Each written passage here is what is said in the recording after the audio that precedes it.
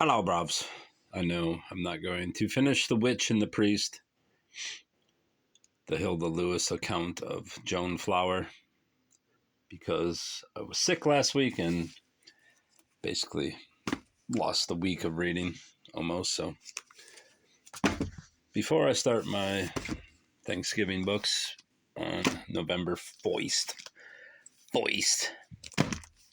the three I've picked out, I'm going to start Devil's Night, which technically starts in 19 minutes here in the Detroit area. Of course, Devil's Night did not begin in Detroit in 1983 or whatever is claimed in this book, but the roots go back to actually they probably go back several centuries, but in America, the original Devil's Night, although I don't think it was called Devil's Night, began in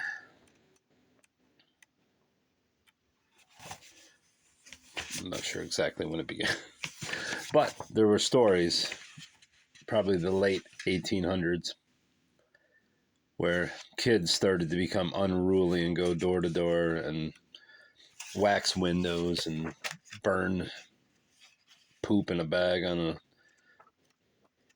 doorway, in a doorway or whatever. But yeah, so I'm going to start this book now, read a chapter or so, and then pick up with this book.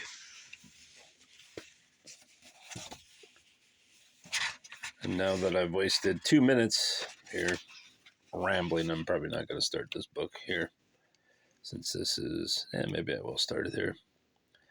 Page 29, so let's just start it here. Ze'ev, I believe it's Ze'ev Chafets, Devil's Night, and Other True Tales of Detroit.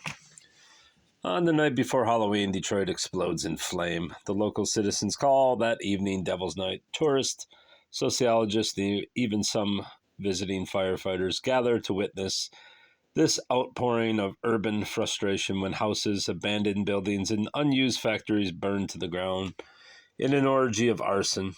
In capturing Detroit's or Devil's Night and other troubling Motown movements, Ze'ev Chafets, hailed as a 1980s de Tocqueville by the New York Times, returns to the city of his youth. In the early 1960s, Detroit seemed like the model American city. Industry was booming as both blacks and whites found steady work in the auto industry. But in 1967, the worst race riot in American history erupted. Overnight, Detroit was violently jerked from an existence as a prosperous, integrated industrial center to that of a chaotic, seething ghetto. Chafets goes back to the city where he grew up. He grew up in Pontiac, actually, which is north of Detroit, and learned the facts of life. A city where his strongest friendship was an unlikely one with a fatherless black teenager from the ghetto. A city where reality set in early when Chafets' own grandfather was killed in a holdup. Chafets leads us through the wilderness of the distinct subcultures of contemporary Detroit. He meets the black intelligentsia who view their independent state as progress for black America. He spends time with cops whose conflicting attitudes of pride in their work and bitterness at their city's staggering crime rate lead to frustration. He explores the growing sects in the Muslim and Christian communities that provide a static religious escape. He talks to whites from the segregated suburbs to find out why they fled and about the roots of their continuous antagonism. And he converses with Mayor Coleman Young, who, despite the abysmal social and financial conditions of his city, is convinced he is leading Detroit and its black populace to a better and brighter future. He wasn't.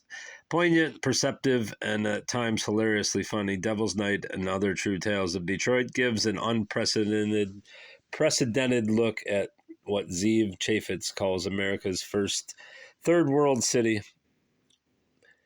About the author, Ze'ev Chafets was born in Pontiac, Michigan, and moved to Israel at the age of 20 in 1967. He is the author of Heroes and Hustlers, Hard Hats, and Holy Men and Members of the Tribe. His first novel will be published by Random House in 1991. I have that somewhere, but I don't know where it's at. Somewhere in my Detroit section. There's Ze'ev.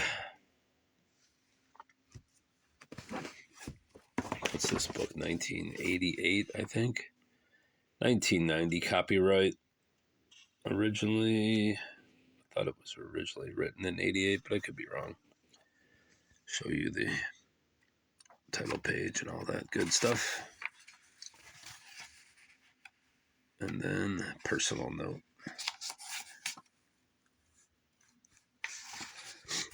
This book was written in Detroit, where I lived during the last half of 1988, and again for several months of 1989. It is a personal account based on people I met, things I saw, and events in which I participated. During the course of my stay in Detroit, I interviewed hundreds of people. In most cases, it was impractical to use a tape recorder. I took notes or, on some occasions, reconstructed conversations from memory. Thus, the quotes in this book are not, for the most part, stenographic reproductions. Some have been edited for length. Others are close approximations. In every case, however, they are accurate reflections of what people actually said. This book could not have been written without the help of a great many people. Foremost among them are two good friends, Arthur Samuelson, who provided encouragement and expert advice at a critical juncture, and Gary Baumgarten, one of America's finest reporters, who gave me my first lessons on the city of Detroit. I would also like to thank a bunch of people. I would like also to thank many Detroiters and suburbanites who shared their insights about their city and their lives. All of them made a contribution to my understanding of Detroit, but naturally none is responsible for the finished product. I want to thank my agent. I am particularly want to thank David Rosenthal, my blah, blah, blah. Introduction is page 3. How many pages is this intro? Or is that the whole... Yeah, that's long intro. The intro is going to have to wait for the intro part because that's a long-ass intro. 29 pages. That can't be the intro. It's got to be stopped somewhere. There we go. So how many pages is the intro? It's still a lot. Chapter 1 is not that long, but all right. My contention is that the book should be broken up into several parts for continuity purposes, so you don't have to listen to an entire book in one video, which I can't do anyways because my cheap old Android, and it only records in 33-minute segments. But this is the footnotes or the jacket notes and the personal note and my introduction. The introduction of Chafets is next. Goodbye, bruv.